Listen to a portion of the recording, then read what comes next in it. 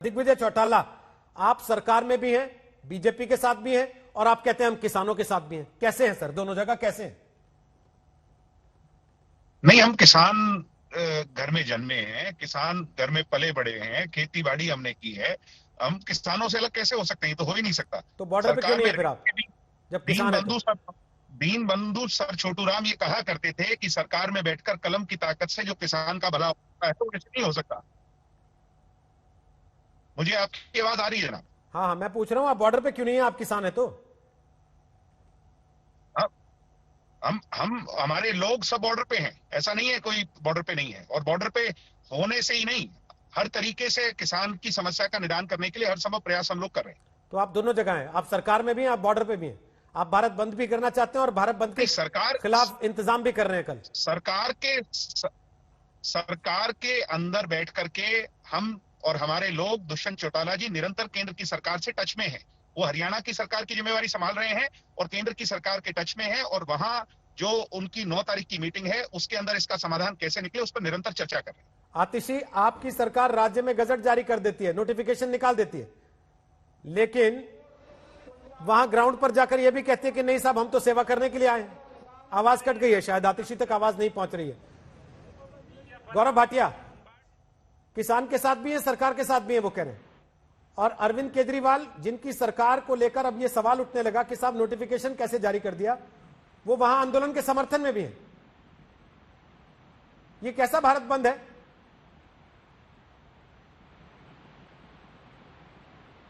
आवाज आ रही गौरव आपको मेरी? हाँ, मुझे आ रही है रोहित जी, बताइए। जी, मैं आपका प्रश्न नहीं सुन। मेरा सवाल यह है कि लोग दो जगह एक साथ कैसे हो सकते हैं? केजरीवाल जी नोटिफिकेशन भी निकाल सकते हैं और आंदोलन में भी हो सकते हैं, दुष्यंत चौटाला सरकार में भी हैं और किसान आंदोलन में भी हैं। रोहित जी, मैं आभारी हूं आपका आज तक का कि ये दोहरे मापदंड जो हैं ये आप लोग उजागर कर रहे हैं। और कुछ उदाहरण मैं भी दूंगा, चर्चा की शुरुआत इसी से करते हैं। आज श्री रविशंकर प्रसाद जी ने एक प्रेस वार्ता करी और मैं भी वहां पे था। तो एक एक करके देखते हैं कि क्या सत्य है और किस तरह से किसानों का कंधा ये इस्तेमाल कर रहे हैं अपना हित साधने के लिए। सबसे पहले कांग्रेस की बात करते हैं। कांग्रेस का मैनिफेस्टो है, सीरियल नंबर 11 पृष्ठ 17, अंग्रेजी में कहते हैं एपीएमसी हटा देंगे, रिपील करेंगे, हिंदी में कहते हैं संशोधन करेंगे। इसके अलावा जब इनकी सरकार थी तो एनसीपी, शरद पवार जी बड़े वरिष्ठ नेता हैं, उन्होंने पत्र लिखा सभी मुख्यमंत्रियों को और 2 ऐसी चिट्ठियां मेरे पास भी हैं। एक शीला दीक्षित जी का पत्र है और एक शिवराज सिंह चौहान जी का। उसमें कहते हैं ये जरूरी है किसानों के हित के लिए, विकास के लिए, कि हम एपीएमसी का संशोधन करें। अब आते हैं आम आदमी पार्टी पे। आम आदमी पार्टी तो वो पार्टी है जिसके मुख्यमंत्री अभी कह रहे थे कि हम सेवादार हैं। भैया, कोरोना कोविड आपसे संभलता नहीं है और जब हालत हो जाती है खराब तो आप केंद्र सरकार के पास आते हैं और हमें अपनी जिम्मेदारी लगती है तो हम निर्वहन करते हैं उसका। आप नोटिफिकेशन जारी करते हैं 23 नवंबर को और कहते हैं कि हाँ मंडियां खुल जानी चाहिए। और चौथा, समाजवादी पार्टी, उनके प्रवक्ता तो यहाँ नहीं आए, लेकिन मैं केवल इतना बता दूं, जो समाजवादी पार्टी के मुखिया हैं मुलायम सिंह यादव जी, वो खुद एग्रीकल्चर स्टैंडिंग कमेटी जो पार्लियामेंट्री कमेटी है उसके सदस्य हैं और किसी मीटिंग में उन्होंने ऐसा कोई सुझाव नहीं दिया, बल्कि मीटिंग में भी नहीं आए थे। दूसरी बात, दादरी प्रोजेक्ट 2006 किसानों की थोड़ा छोटा गौरव जी, थोड़ा आगे के लिए बचा लीजिए। आतिशी से जवाब ले लें जरा कि केजरीवाल जी बहुत कुछ है कहने, नोटिफिकेशन भी जारी कर देते हैं और वहां जाके ये भी कहते हैं कि नहीं मैं मुख्यमंत्री नहीं हूं, मैं तो सेवा करने के लिए आया हूं।